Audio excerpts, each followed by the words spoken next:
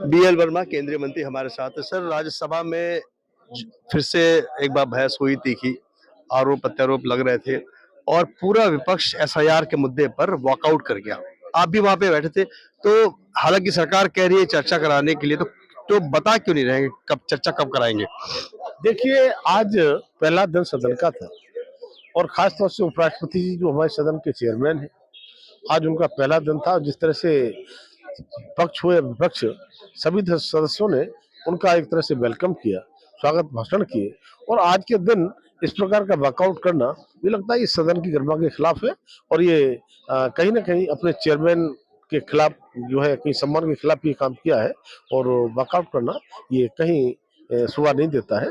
और सदन की गरिमा का ख्याल रखते हुए अपनी बात कह रही है तो कहे, लेकिन सदन का वॉकआउट करना, और वही पहले दिन सदन का जहाँ पर चेयरमैन पहली बार विराजमान हुए हो सीट पर, उनका अभिनंदन चल रहा हो, उनका स्वागत चल रहा हो, और यहाँ पर वॉकआउट, मुझे लगता है कि अभी विपक्ष बिहार की हार को बचा नहीं पा रहा है। या जिस तरह की उनका पहले से रहा है कि सदन में तरह तरह से व्यवधान पैदा करना, सदन की अपनी मर्यादा होती है। सदन लेकिन सर, एसआईआर के मुद्दे पे ही सबसे ज्यादा विरोध हो रहा है कि एसआईआर के मुद्दे पे बहस होनी चाहिए, ये मांग कर रहे हैं और सरकार करा नहीं रही है। देखिए, एसआईआर के मुद्दे पर सरकार अपना चिंतन कर रही है। और दूसरी चीज ये है, एसआईआर कोई नया पहली बार तो हो नहीं रहा है, एसआईआर तो पहले भी हुआ है।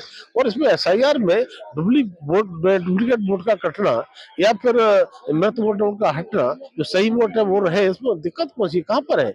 तो मैं कहूंगा कि बिहार में जिस तरह से निष्पक्ष एसआईआर हुआ है, और जब देखा गया कि पहले हुल्ला मचा रहे थे, लेकिन जब चुनाव होता है, बड़ी बड़ी रैलियों में पूछा किसी का वोट कटा, तो विपक्ष को भी जवाब नहीं मिला और लोगों ने कहा कोई वोट नहीं कटा है। एसआईआर की तरह से हुआ है पूरी तरह से, इसलिए एसआईआर का समर्थन करना चाहिए, सहयोग करना चाहिए। बहुत बहुत धन्यवाद। तो बीएल वर्मा केंद्रीय मंत्री, विपक्ष के आरोपों पे उन्होंने कहा है कि बिहार में भी हुआ, कहीं किसी का नाम नहीं कटा और अब बंगाल में भी उसी तरीके से होगा। हालांकि मान ये भी रहे हैं कि सरकार विचार कर रही है, जो विपक्ष इस बात की मांग कर रही है कि इस पर बहस होनी चाहिए।